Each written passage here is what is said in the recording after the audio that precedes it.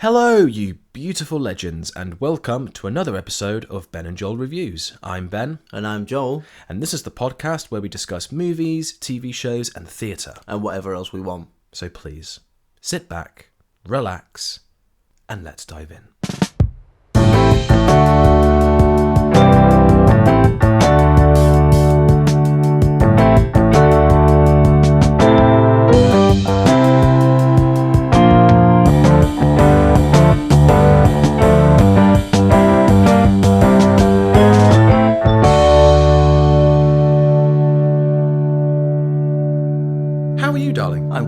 Darling, how are you? I'm alright. Been a bit of a hectic couple of weeks. Yeah. But I'm doing okay. Had to make some big changes. Just in my professional life, but of course, I'm not going to go into that. Yes. Privacy, yes. So, today's episode, we are going to be reviewing Nick Love's new team-up with Danny Dyer, Marching Powder. I like that you say team-up like it's the Avengers. well, I mean, yeah. Because, I mean, cinematically in British film culture, yeah. Because, I mean, this is the fifth film that they've done together. They've done five. Yeah, their previous films are Goodbye Charlie Bright. Not seen it. The Football Factory. Not seen it. The Business. Not seen it. And Outlaw. Might have seen that. Can't really remember. So the only one of theirs that I haven't seen is Goodbye Charlie Bright. Okay. So you're going to be way more knowledgeable on this than I am. So I've seen Football Factory, and I do love it. Again, I love The Business. Football Factory I've heard a lot about. It seems very well regarded. I wonder how much of their work together, Nick Love and Danny Dyer, how much of it is more comedically driven? Because Football Factory to me strikes me as a more serious drama. Yeah. I'm pretty certain that there's one or two. I think Football Factory has a couple of slightly humorous moments. Yeah. But before Marching Powder, the movies they did together were predominantly very serious and dramatic. Yeah, it seems that way. Marching Powder is the first one they've done together that is a lot more comedic. Yeah, it seems like it's been a venture that's paid off as well. Yes. But we'll get into the meat of that in a little bit. Yes. So I was really happy to hear that Nick Love and Danny Dyer were coming back together to do another film. Because what are your thoughts on Danny Dyer? I'll be honest, I used to think he was a bit shit, but I think that was just because of the preconceptions around, it's this overconfident British actor. And you might laugh at this, but it was only sort of seeing him in EastEnders that I actually warmed to him. I'm a big EastEnders fan. Well, yeah. Love a soap. Wow, so that was what changed your mind about him? Yeah, obviously I'd seen him in stuff beforehand. I forget what the name of the film is, but there's something he's in where there's vampires and they're in a village. Oh, Doghouse. That's the one, yeah. Zombies. Yeah, and there we go, yeah, zombies. And I quite enjoyed that. And, him playing Mick Carter, I don't know, I really liked him in that role. Yeah. And obviously you've been quite a fan of his, but I wouldn't say you're like a huge flag waver. Well, I think quite is a bit of an understatement. Yeah. And so, I've seen clips and interviews and things via you, and he seems like quite a charming man. I actually really, really like him now. Yeah. I think my initial reaction to him was totally built on preconceptions that I knew nothing about. Yeah. And I actually really rate him as an actor. And I realised in sort of prep for this, he's in Human Traffic. And I love Human Traffic. And it never dawned on me that it was Danny Dyer until I rewatched it recently. And I'm like, oh my God.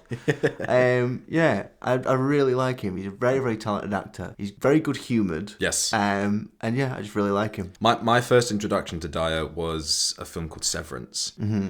Which is a film that I still, to this day, very much enjoy. Yeah. Again, it's another comedy horror film. And I believe it was after that I saw The Football Factory. And then I just fell in love with the man. And What, do you want to marry him? Oh, well, if the offer's there, of course, I'll let him sweep me off my feet. Well, you could have proposed to him that one time we nearly met him and didn't. Oh. You didn't think I was going to bring that up, did No. you? Yeah, there was one time local to us, Danny Dyer was supposed to be doing a visit in it was a working men's club, and we'd bought tickets to go meet him, and Ben was very excited, and then it got cancelled. But we were already on the way there. Yeah. It was very disappointing. Thankfully, the guy gave us our money back. Yeah. Because they I weren't had to console Ben all the way home. Yeah, I was really let down. Something to do with his manager demanding more money, but wasn't Dyer's fault. So there's still a chance. Just forgive him, Ben.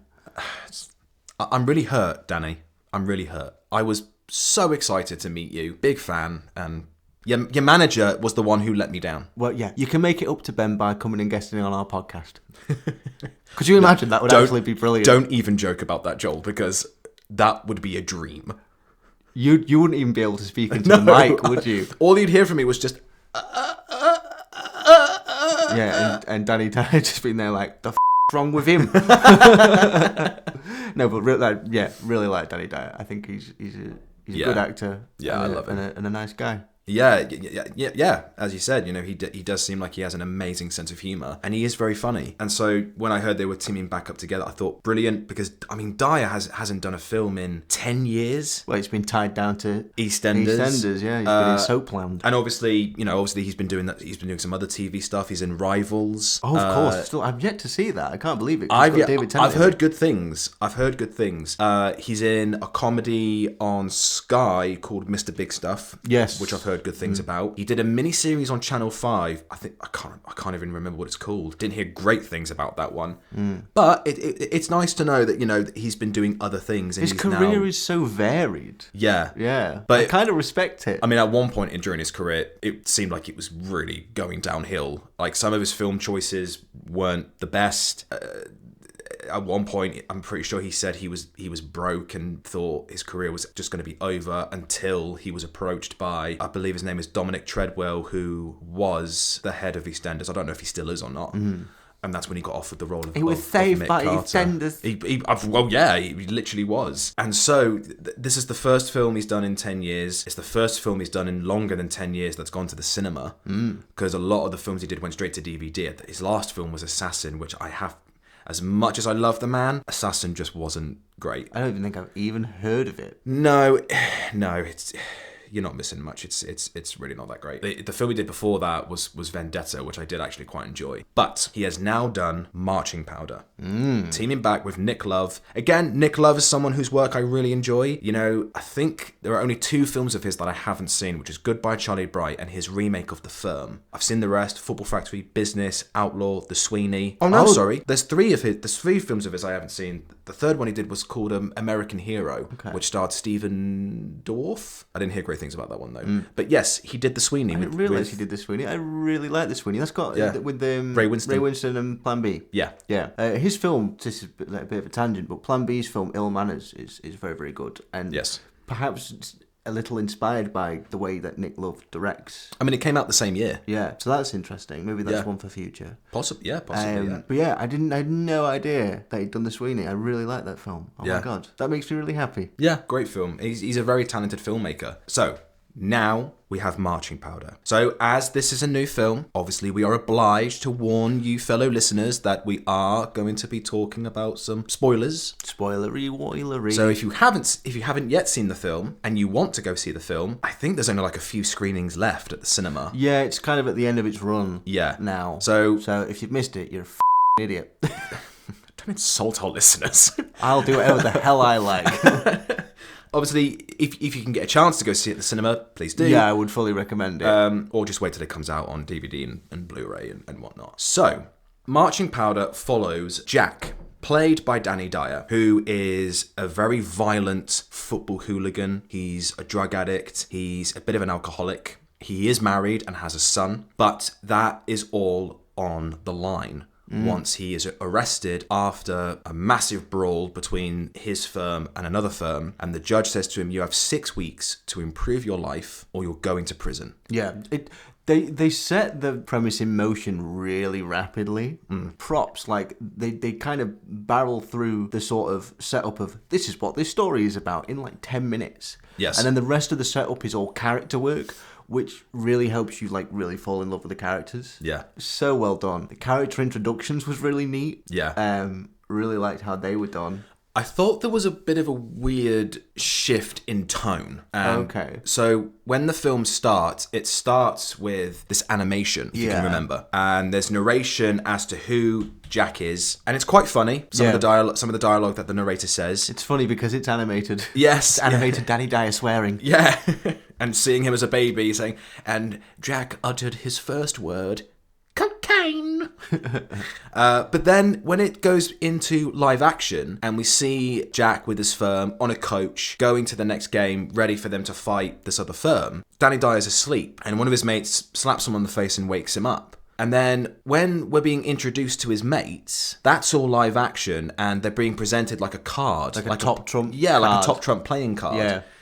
And I was like, if we're gonna go down the road of like introducing the characters, I didn't really get why they didn't stick with the animation. Oh, and to do the same premise, to introduce but all of the animated. characters. Okay. I just thought it was a weird shift in tone. Yeah. And the animation doesn't come back either. No, it's only at the beginning. Does it? No. Which is a shame. Like, they could have, like, bookended the film with a similar thing to sort of open and end on. So yeah, that's a good point you raised. Usually the whole sort of introducing a character with like a card sort of thing, I don't really vibe with. Suicide Squad did it the first one, if you remember, and it just really with the pacing. Yeah. But in this I liked it because the whole point of it is you kind of learn these weird novelty tidbits about the side characters that you wouldn't otherwise know, and they're just there for a laugh. It's just there for a joke. Like I forget the character's name. You learn quite early on in this introduction that Jack's mate isn't actually with his wife anymore. Yeah. And he just jokes, he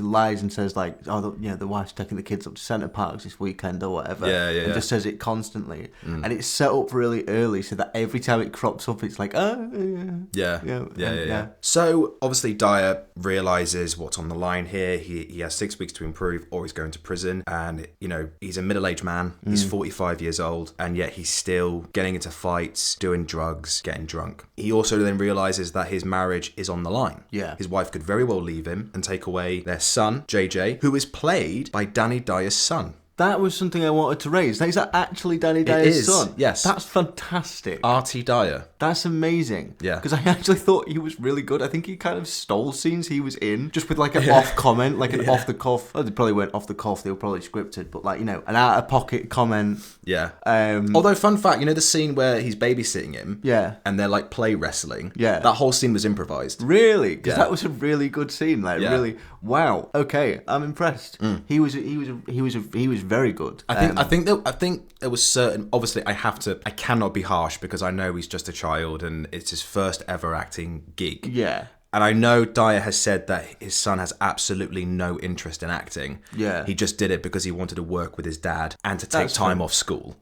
So he has his priorities straight. Smart kid. So I completely understand that. There were moments where I was sat there thinking, okay, he's clearly, trying to act. Yeah. Like the scene where Kenny Boy is driving Dyer and Artie. Well, they think Kenny Boy is driving them home. Yeah. But then they stop somewhere and he's going up, making it look like there's going to be a drug deal, and he beats the out of those guys. Yeah. And then one of them has a gun. Yeah. And it's sort of looking like he's like chewing his nails and stuff like that. Oh, yeah. Like that moment I was like, okay, he's trying to act scared. I get it. Yeah. It's not bad. I've seen far worse. Yeah, child it's certainly not bad at all. Obviously, I have to cut him some slack because, again, it's his first acting role, and yeah, he's just a child. I don't know how old he is in the film, but he's very, very young. So, but he clearly tried, and he clearly did the best with what he was given. Yeah. And Nick Love, being the very talented filmmaker that he is, obviously he would have made sure that Artie was bringing his A game. Absolutely. So he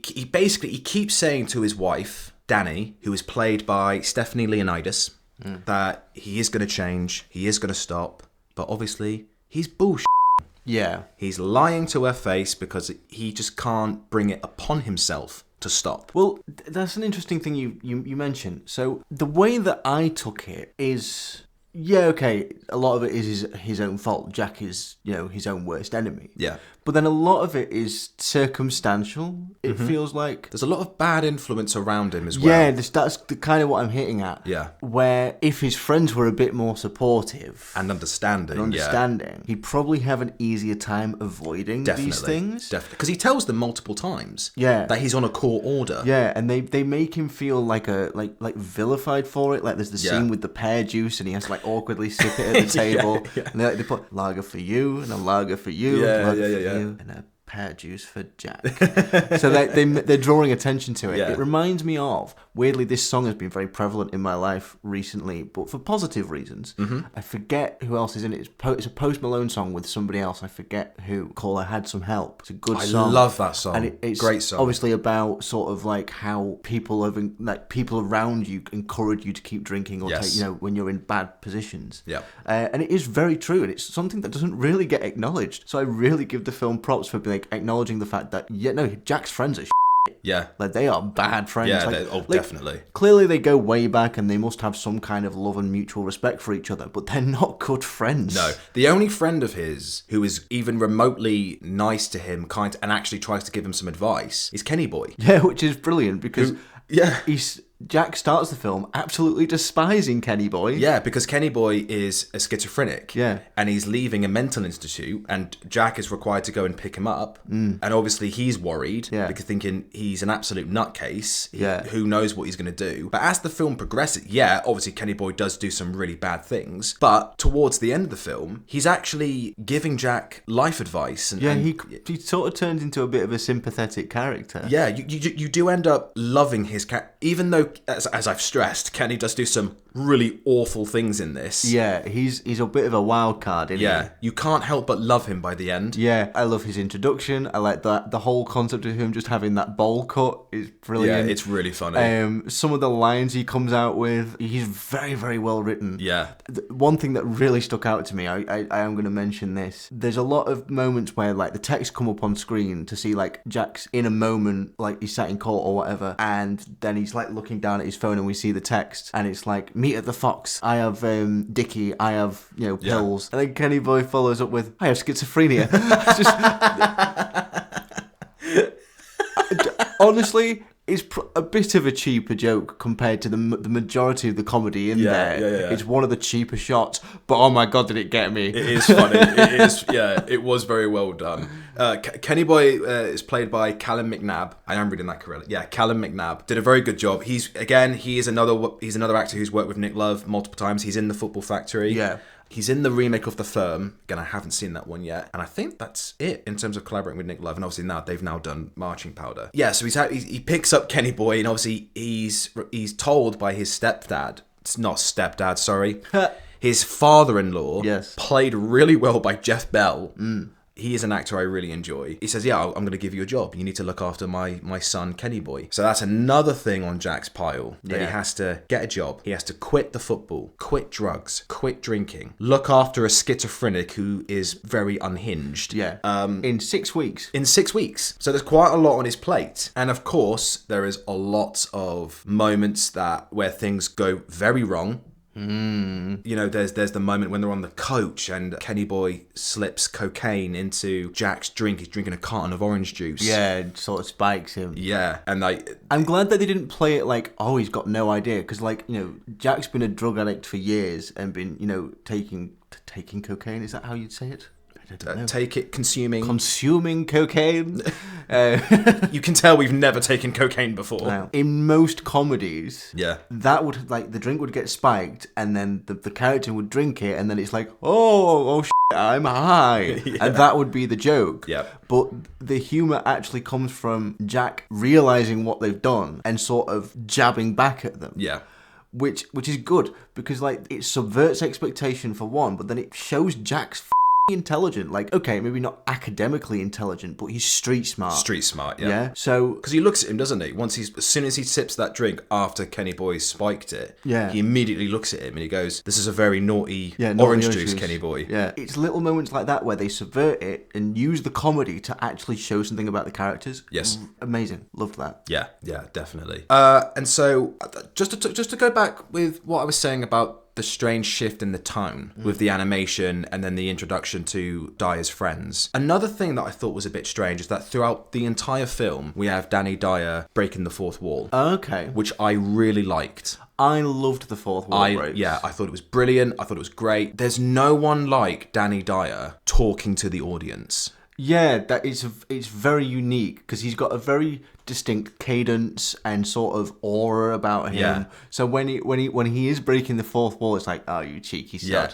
Yeah. It's like, you know what I mean? Like, you cannot help but love the man. Like, Yeah. Especially whenever he looks at the camera and he gives you like a cheeky look or a cheeky wink. Yeah, they're the better breaks. Like, sometimes there are points where he is just directly addressing the audience and talking directly to the camera. But the best moments are when he's in a moment of tension and just for a second he just glances at the camera with a little smile and then he's back in it. Yeah. They're the best moments. And it's subtle. That's what I like about it. It's really, really subtle. And that's entirely thanks to Nick Love, because again, as much as I absolutely love the man, Dyer has done quite a few films where his performances in them were very, very bad. Yeah. However, Nick Love is a director who can very clearly get a good performance out of him. Yeah. I mean, this is the 5th time they've worked together. He knows how to get a good performance out of him. There's some kind of magic there. 100%. Well, I thought... So at the beginning with the animation and the narration, it's this very posh actor who's narrating the beginning. Oh yeah, I'd forgotten. And then throughout the rest of the film, you've got Dyer breaking the fourth wall and talking. Again, I think it would have made more sense if it was Dyer doing the narration. Yeah,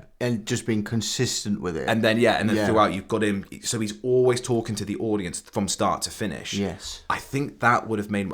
I'm not saying the narration was bad. No, but I can see what you're saying. I just thought it would have made more sense if they just used Dyer throughout the entire thing. Yeah. So going back to Kenny Boy, there is a particular scene where they go to fight another firm, and Kenny Boy brings a knife. Yeah. Which did they set that up beforehand? Him having a knife, or no? Do they show it like maybe like a scene before? It is literally when they're approaching the firm. Right. No. Yeah. And Dyer's talking to the audience about this particular firm, and then Kenny Boy glance at it. Walks up next to him and he goes, "Get hold of that." And it's a very quick close up of the knife. Yeah. And you can tell by Dyer's face he's thinking, "Oh, Kenny Boy, what are you doing?" Yeah. They have the brawl with the firm, and then Kenny Boy cuts one of their cheeks really bad. And that one guy's just shouting, "I'll kill you, you're dead." And obviously I've seen this twice now, obviously upon first viewing, and I imagine you thought the same thing. I'm thinking, okay, that guy's going to come back. Yeah. He's definitely going to come back and try to get revenge on Kenny. And then there's another scene where Dyer's in the pub in the Fox, and he's really tempted to take drugs. The barman offers him drugs, and he's really tempted. And then that same firm come in. Yes. And they're asking Dyer where he's from. He goes, "Oh, what team do you support, mate?" He's like, "Oh, I'm not into football." The tension in that moment is done very well. Yeah, because really done well. You're waiting on the barman to see if he's gonna rat Jack out. Yeah, and be like, "So what, you having, Jack, or something?" Yeah, because Jack lies to the firm and says that he doesn't go to this pub. Yep. He's not a regular. But obviously the barman would know. And you're waiting to see, does the barman know what's going on? Yeah. And obviously he clocks on. But by the end of it, he does clock on. Yeah. Say to him, "Yep, thanks I'll let you know if we need any more barrels." Yeah. And he goes, "Yep, cheers, mate." Takes his bag and just leaves. Yeah. And again, there's that very subtle shot where the barman is slightly further away in the bar, and he just from the corner of his eye, he looks at Danny Dyer. Yeah. So you know from that moment he's thinking, "Oh, shit, these guys are bad news. Yeah. I can't rat him out. He's a mate." Yeah. But yeah, that moment is really scary. Like, especially when you've got, because I mean, they got some really good actors to play these guys. They look intimidating. Yeah, very much so. So I can easily imagine, obviously, when you're on set and they're making this film, obviously that they're acting and they're making it look convincing. But being in a real situation like that and being approached by a gang of men who look like, and one of them's got a scar down his cheek. Yeah, I myself. Yeah, like your heart would sink. Yeah. So I've got this beautiful visual, because you mentioned, with their actors and stuff, and it'll be different when they're actually filming it. Yeah. Like in the scene, it's all tense and it's all scary, and they're very threatening looking people, and saying scary things, whatever. Yeah. I just kind of like the idea that between takes, when they're setting up to do a different shot, they're just really into like crochet and knitting. I hope one of them is. That would really make my day. But Dyer would be somebody who I wouldn't be surprised if he does do something like that. You know what? Yeah. Just sat on set with all the other guys, just doing some knitting. Yeah. So I come over here, Treacle, knitting you a nice little jumper. Oh, you can call me Treacle anytime you want, Danny Dyer. I've never said that before. Holy. You've heard it here, Dyer. If the day ever comes you get to meet Joel, call him Treacle and he's all yours. I'll be your treacle. All right, cockle. There's a scene like that in The Football Factory where Danny Dyer's character, Tommy Johnson, he's in a pub and he's talking to his granddad, and then he goes to the toilet for a piss. And while he's in there, there's this other firm who, like, pretty much the whole gang come into the toilets, and the leader of them is saying... Cossuds. Yeah, oh God. The leader of them is saying, I just want to find this Tommy Johnson and be over it. And they like... Tommy Johnson, if you switch it round, it's John Thomas. Sorry, continue. So he then starts saying to Dyer, like, ever heard of a geezer called Tommy Johnson? And Dyer's like, no, never heard of him, mate. Who are you? Oh, my name's Dorian. Oh, what kind of a name's that?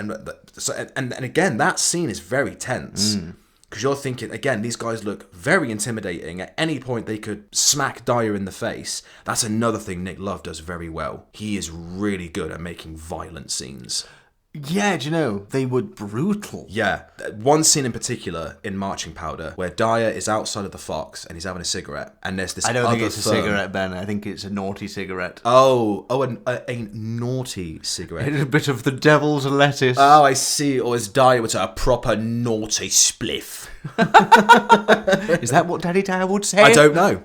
What would you call it, Danny Dyer? That's just a guess. Tell us, Danny. Tell us. No, I'm joking. Tell us your secret. No, but he's outside, he's smoking a bit of the naughty cigarette. And there's that other firm coming in, and he's really pissed.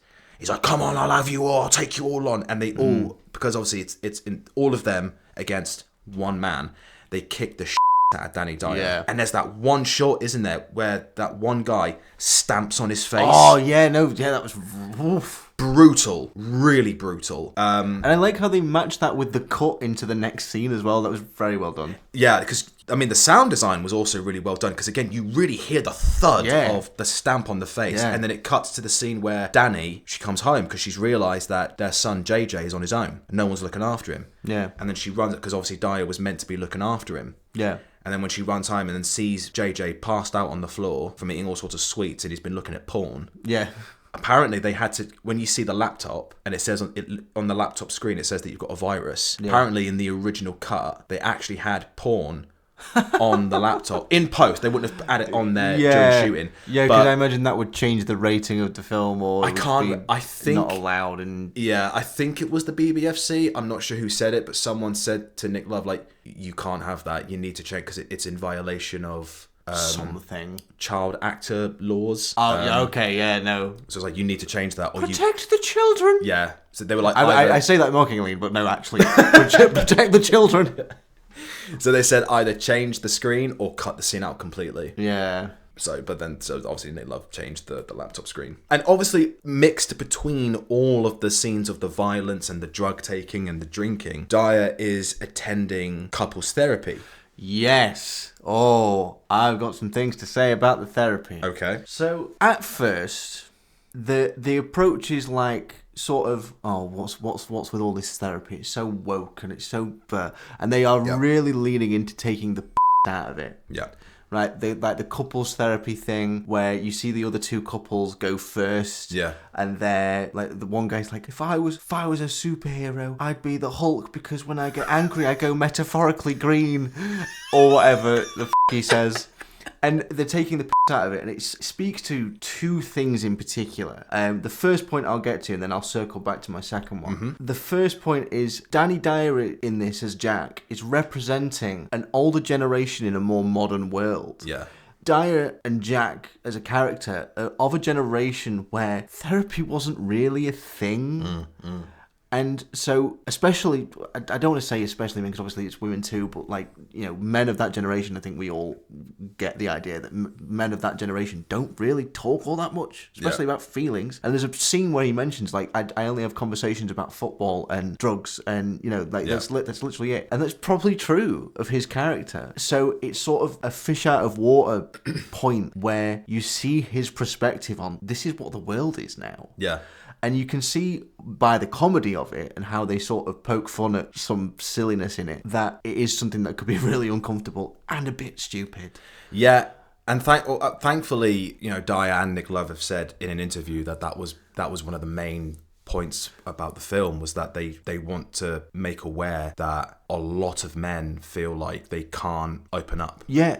But they did it really, really well because they start out that way, taking the mick out of, like silly exercises where you've got to you breathe and you make sounds and you, imagine a beach or, things like that. But then it cuts to Jack and Danny having their sort of independent couples therapy immediately afterwards. And it's just them sat facing each other with the therapist in the middle sort of guiding the conversation. Yeah. And they're just having a chat. Yeah. And that's what I really love about it is you can get rid of all the ridiculous exercises that are supposed to be thought-provoking. You can fix your problems by just having a conversation. Literally. And actually talking. Think about what you're saying. Think about what you're feeling. And just sit there and talk. And that's why I buy Jack and Danny's relationship so well. Because of how they communicate with one another and how they talk. Definitely. And so literally putting that spin on therapy in this film, which is going to be widely marketed at men of that generation.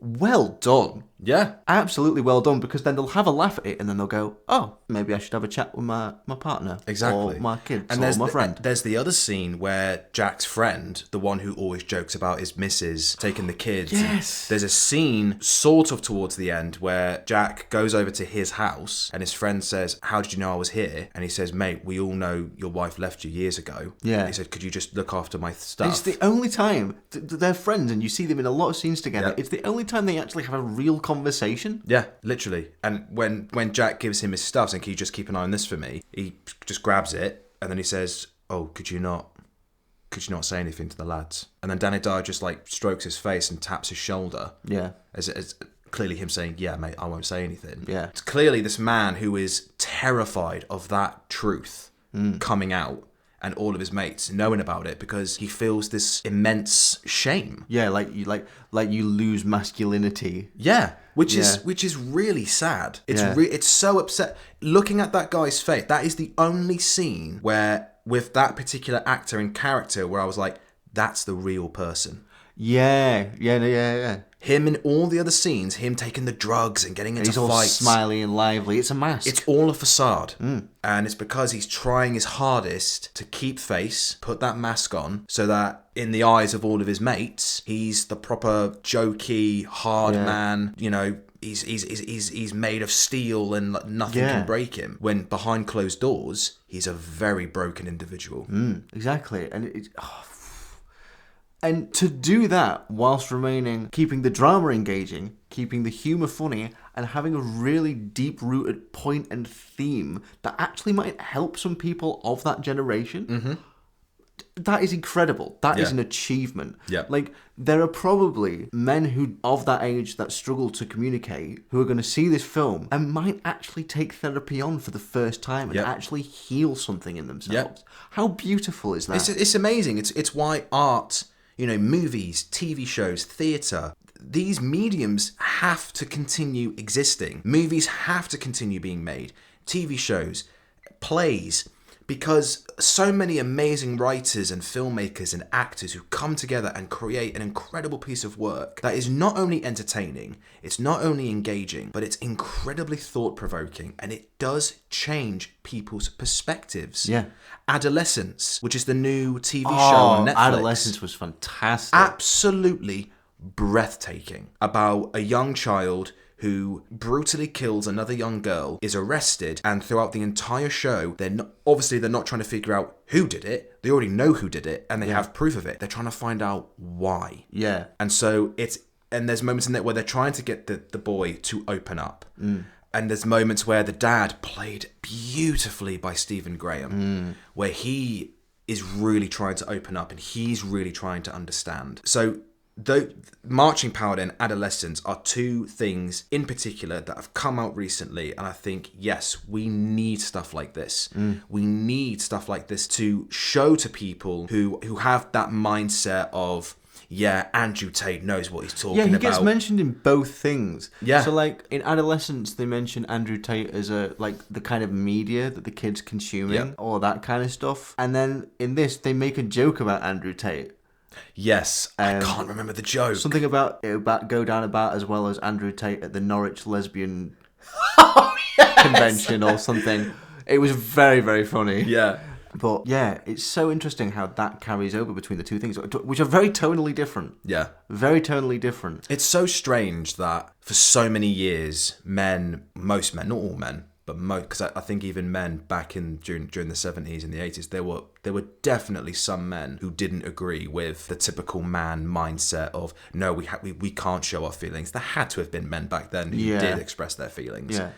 I mean, my dad was born in the 60s. Yeah. And my dad was never afraid to express his emotions. Yeah, he seems like he's very communicative in that sense. He would whenever he was sad about anything, he would always talk to my nan, his mum, about what he was feeling and what he was going through, and he's always made that very clear to me and my siblings. Yeah. He said, if you ever want to talk about anything, I'm always here. Me and your mum are always here. I've got some mad respect for your parents. I love them. I love them to pieces. They've always been incredibly supportive, emotionally and mentally, and they raised me and my siblings really well. They were always there for us. Yeah. Well, it's interesting you go down that road because I actually think my dad would really like this film. That's a really good point, yeah. I actually think he would really like it. And I don't want to get too personal. No. But I feel like my dad would be one of those people that would benefit from seeing this, yeah. And that's a really nice takeaway. That might be something that I get to share with my dad. Yeah. I think it must be so draining for most men who have that mindset that they have to keep face. They can never show emotion. They can never express their feelings. It seems like it will be a lot of pressure and it will just weigh you down. Yeah. And it must weigh heavy. It has to. Yeah. So the fact that this film could lift that weight off people. It's incredible. Yeah. Blows my mind. It's a gift. Yeah. So thank you to Nick Love, thank you to Danny Dyer for making this film, because and I think Danny Dyer's performance in this as well, you can see his apprehension going in, but then when he realizes it is basically just a guided conversation, he opens up, and you can tell that he loves his wife. You can tell that he wants this life that he's trying to fight for. But he finds it tricky. Yeah, but then there's sort of moments, especially towards the end of this scene in particular, where he sort of finds his feet and actually starts to open up. And it goes from being sort of a awkward, I don't really know if I want to talk, to actually a flowing conversation really naturally. Yeah. Like, Danny Dyer, well done, man. Yeah, well done to everyone. And I think this goes to the next topic of discussion. There have been a lot of reviews for this film. Yes. And a lot of them have been very negative. Is there anything in particular that gets mentioned frequently in those reviews? Obviously not naming names and not naming, other... Name names, Ben. No. We're going to point fingers and take names. No. No, I don't want to start beef. Some reviews that I've looked at have mentioned that the ending, the character doesn't have or doesn't go through a proper arc. Like, the character doesn't learn anything by the end. Now, my argument to that, I see where they're coming from. It's a movie. The protagonist needs to go through a proper arc and be completely different by the end of the film. However, I also completely see where Nick Love is coming from by basically saying, but that's not real life. I want to make a film that is as close to real life as possible. Okay, I understand that. So I can see that from both sides. It returns to the status quo. And if you don't quite catch that sort of last line, I can see why people might perceive it that way. The whole idea is when he's walking out of the court and he's addressing the audience directly and he's like, these are all the things that I'm going to do to improve my life. But it can wait till Monday, right? So he's going for one last bout with his friends. And, okay, I can understand how that might be perceived as, oh, he's not grown. He's not learned anything. But if we're talking about therapy and progressing and healing and fixing your life, it's a slow process. He's on the right track. Yeah. Okay, so he's kicked the drugs and he's not drinking and he's not going to the football, but he wants to be with his mates. Yeah. Of course he was going to go. Yeah. And like you say, Nick Love wanted to make wanted to portray real life. That is real life. Yeah. People have lapses and people say they're going to do one thing and then do another. Yeah. It is real. It doesn't mean that Jack, as a character, didn't learn. He learned to reconnect with his wife. He learned to prioritise himself and his family in healthy ways. Yeah. That's what he learned. Definitely, yeah. So I don't think it deserves a lot of the negative reviews that have come out. If they're just latching onto the ending, then definitely not. I think that there's certain other things that they list. Some of them thought the film wasn't funny, which again I disagree with. I think there were many funny moments in this. I will say it's not the funniest film that I've ever seen, but it's not an out-and-out straight comedy. It balances drama and comedy on a sort of knife edge. So there's moments where it's more serious. There's moments where it's funnier. So if it was an out-and-out comedy, then I'd say that is a fair criticism. Yeah, but it's not a straight comedy. It's a violent rom-com with layers of drama. And I was going to say and comedy, but that's covered in rom-com. Yeah. But no, yeah, you're right. It's a violent rom-com with, what did you say? Layers of drama. Layers of drama. Layers! Sorry. Shrek just comes in. Yeah. He's part of one of the firms. Yeah, he's snorting some coke. Better in than out, I always say. Oh, God. I hope that snorting sounds lovely in editing. You're welcome, future Ben. So in terms of the performances, I thought Dyer in this was great. He was phenomenal. Very good. I sort of thought this was going to be maybe just kind of like an average or subpar, but this is actually one of my, I think might be my favourite performance of his. Oh, wow. Genuinely, okay. I think this actually might be my fave. It might possibly be mine as well. Severance is very close. But no, it might be mine as well. I think, especially now that he's getting a bit older, he seems to have a more comical side to him, doing like more than just film and TV. He's doing podcasts and interviews and blah, blah, blah. And he's sort of, his USP is he's Danny Dyer. Yeah. And he's quite funny. So it's nice to see him leaning into that. And I think because he's sort of bringing a bit more of himself to the role, that might be why I like it a bit more. It makes it, he very clearly makes it his own. Yeah, absolutely owns it. I think it's very clear to say there is no one else like Danny Dyer. No, he's a one in a million. Definitely, Absolutely. 100%. And yeah, I thought he was great. I thought there's moments where he's really funny. There's moments in this where he does bring the drama and he does it very well. However, the best actor in this, in my opinion, was Stephanie Leonidas as Danny. She was fantastic. She was brilliant. There's moments in this where she has a lot of dialogue. And she absolutely sells it. Yeah, I like the whole subplot with her going back to art school and Vaughan and sort of craving some intimacy and some affection from elsewhere. Yeah. Like, I get that. And even in the scenes with Dyer, when the relationship is sort of on shaky ground, I really, really like how you can see that she loves Jack.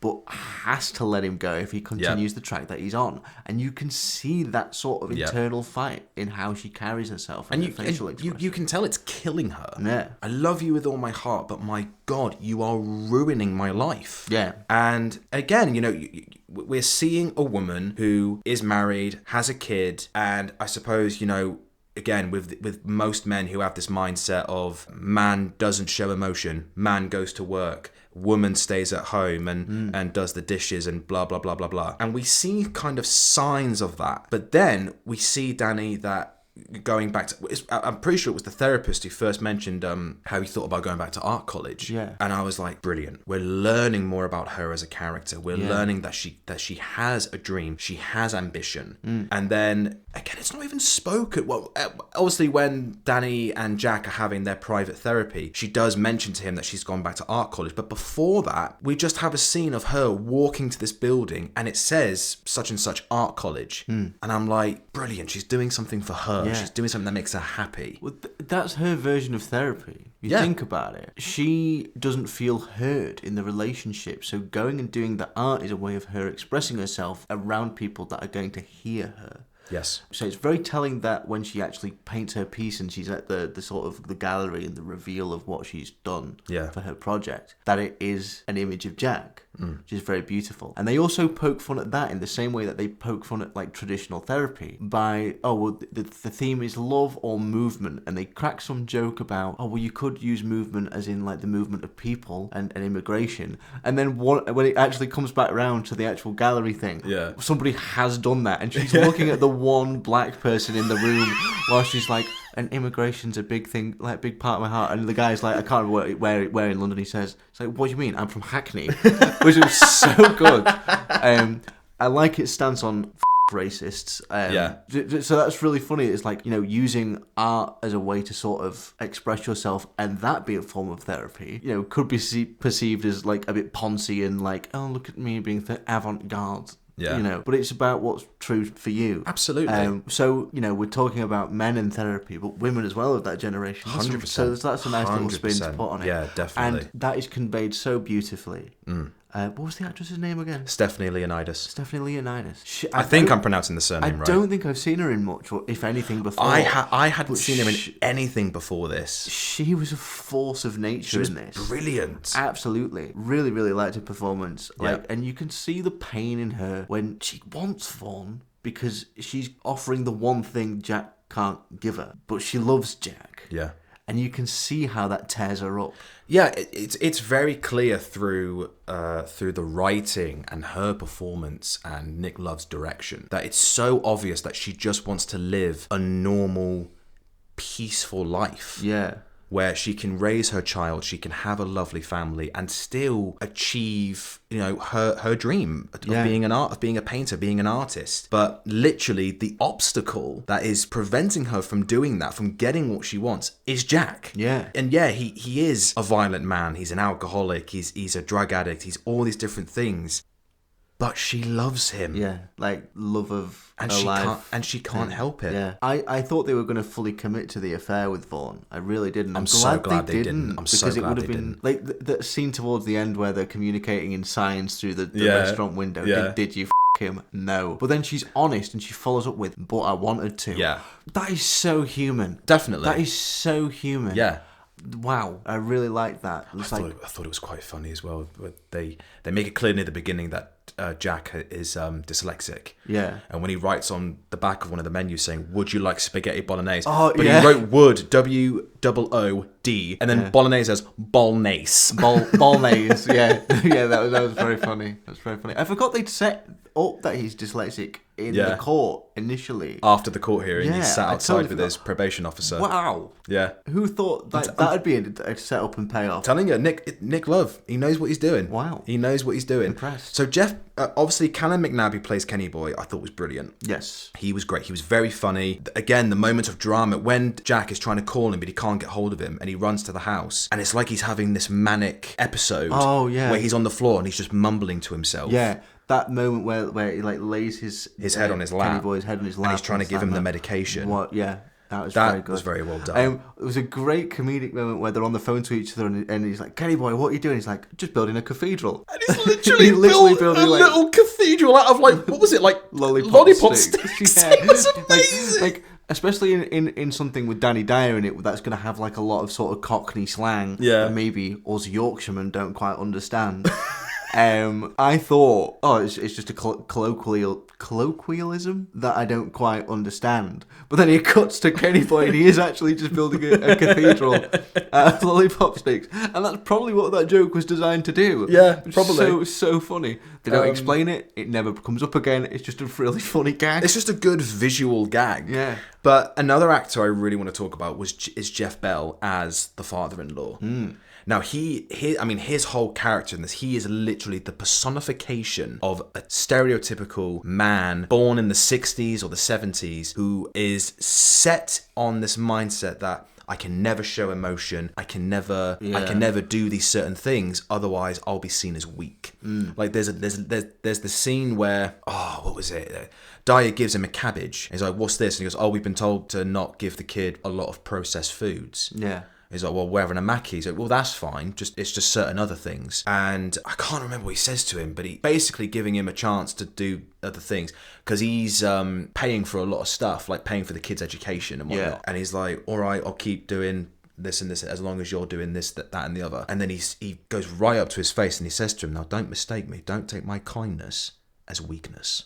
And that line is very hard hitting for me because again, it's another sad thing that there are a lot of men out there who see kindness as weakness. Yeah, and it's a shame. It is a shame. And then there's that really wonderful scene when Danny Dyer is quite drunk and he's trying to call someone to get him some drugs. Oh, yes. But he calls his father-in-law by mistake. Yeah. What's the father? It's Ron, isn't it? Ron, yeah. And he's going, "Oh, sorry, Ron." And he's like, "Nah, mate, it's all right. We all make mistakes." And then I mean, Jeff Bell sells this beautifully. Like, he starts getting really emotional and he's crying. Like, I should have been there for Kenny Boy. All he wanted was love. Yeah. And I remember sat there thinking, this isn't real. Yeah. And then it suddenly cuts to Jeff Bell again, back to reality, going, you mug. Yeah. And I was like, oh, yeah, there's the real Ron. The selfish, egotistical, women-hating arse. If he was shouting down the phone at me like that, I'd have just said later. Very funnily, Dyer does put the phone away from him and he goes, I'll show you, you ginger. Spit right. Obviously, I'll bleeping that out, but it's the C word. Wow, there is a heavy use of the C word in this. Something I wanted to mention. A quick moment while I just mess Ben's editing up. Why, Joel? Why? You love me, really. God. But do you not think, with the amount of C-bombs and F-bombs in this, you could play a drinking game? For every F, you take a drink of like a beer or something, and every C-bomb, C, you take a shot. You'd be absolutely hammered at the end. You would be absolutely. Like, I think the C bomb gets dropped like 20 times in like the first half. Like, do you know what? I might do a rewatch and do a count. Just to see, because I've never known it be used so much in a film before. No, I think in every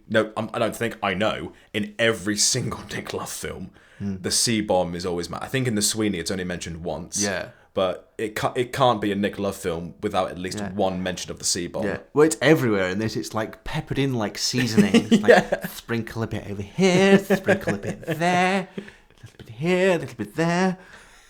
But I think it works. That's the thing. No, but again, it's true to life. That's how people talk. Literally, you go... I mean, most places in England, you'll always hear someone say the C word. I think it's a term of endearment. If someone calls me that, I'm like, I like you. Unless someone uses it in a violent nature. If they're shouting at you as an insult. Oh, yeah, but like a lot of my friends will be like, you massive, and I'm like, ah, do you know what I mean? Like, it can be violent or affectionate. Yeah, no, exactly. Much like Jack. Do you see what I did there? Ah, I see.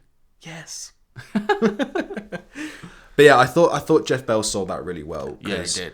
I think he is an actor as well. He is an actor. Well done. I feel like I had to stress that he is an actor. I thought he was real. They just dragged a man in off the street. Quick, like holds a camera up to him. Quick, go. Nicholas just holding the script in front of him. Read the lines. Read this. But I think he's someone as well who I like to think doesn't have that mentality of, being a typical man. Like, he is someone who does express his feelings and wants to encourage more men. Dyer as well. I think everyone in this film wants that. Yeah, they want the encouragement to express themselves. It's so interesting that this is done, like, this is the theme that's explored with, obviously, Dyer in particular, who is presented as, like, the British cultural hard man of the acting world. Yeah. And he's the one exploring this theme. Yeah. And sorry, I keep touching on that point, but I'm really impressed by it. Yeah, it's a good piece of work. I think it's very well done. Not perfect. As I said, there are some things in it that I thought didn't work tonally, but overall, I thought this film was very good. I thought it was very well. I don't think it deserves the amount of negative reviews it's got. No, I can understand where certain points are coming from, but I think a lot of it'll probably be dwelling too much on the ending, which, like Nick Love has defended it being like, we're trying to do something real. Yeah. And I do think sometimes people hate on Danny Dyer films because they're Danny Dyer films. Yeah. Yeah, no, that I understand. Yeah. And there are certain... Haters want to hate Danny, am I right? Well, there are certainly films of his that are quite bad. That's not his fault. It's just because the film itself is but thankfully, this film is not. No, this is fantastic. Absolutely fantastic. So, to round it off then, what would you rate this out of 10? Ooh, that's tough. This is the first time we're doing this on the show, so we've actually made this episode slightly more structured. So, obviously, we're not diving into every single plot point of the film. Yeah. We're just having a bit of an overview. To stop a repeat of doing Batman Begins in 4 parts. Yeah, oh dear God, yeah. So, what would you rate this out of 10? I will say, I will be very reluctant to ever give anything a 10 because I always think there's room for improvement. Yes. I would put this... are we doing decimals in this? Mm-hmm. Like decimal points? I'd put this at like a 7.9. Not quite an 8. Very close to me. I'm giving it a 7.8. Okay. Because, yeah, I think that's a pretty solid rating. It's good. There is room for improvement. Yeah. Tonally, it's... At some points, the tone is kind of all over the place. Yeah. But it's a very good style. It's certainly a Nick Love film. Like, that it is. His name doesn't even have to appear at the end. You know you're watching a Nick Love film. I thought a lot of the dialogue in it was very good. Yeah.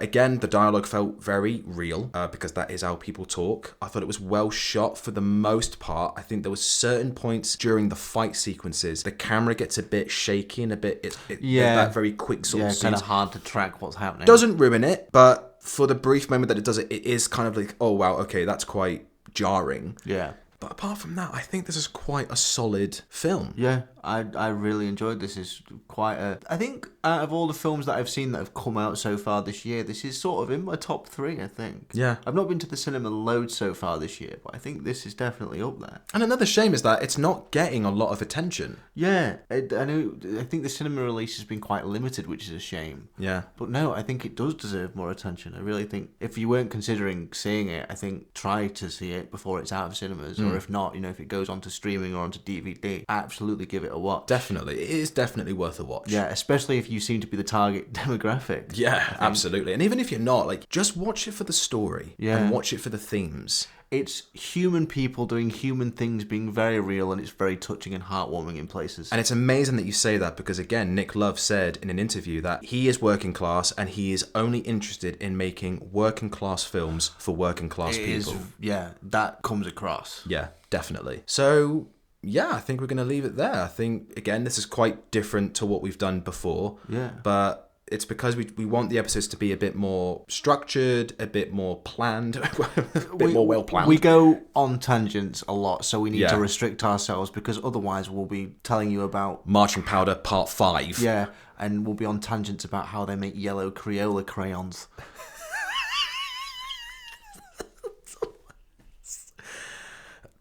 But we'll leave that for another episode. Yeah, we're going to do like a whole episode, like how it's made, talking about the yellow Crayola crayon. Yes. Why that of all things? I don't know. Yeah. So, we hope you enjoyed listening to this episode. If you do get a chance to see Marching Powder, whether it's at the cinema or on streaming or on DVD, however you get access to it, do give it a watch. And if you've already seen it, let us know your thoughts. Yeah, give us your rating as well. I'd really like to hear where you rank it on like 1 to 10. Leave us your ratings in the comments below, or if not on YouTube, comments on our Instagram as well. And join us for our next review as we will be returning to the Friday the 13th franchise. Oh yeah. As we will be reviewing Friday the 13th Part 4, the final chapter. Hopefully in one episode. Hopefully. And also know, it's not actually the final chapter. There are 12 of these. Oh, God. And yeah, we shall leave it there. So take care, my loves. Have a good one.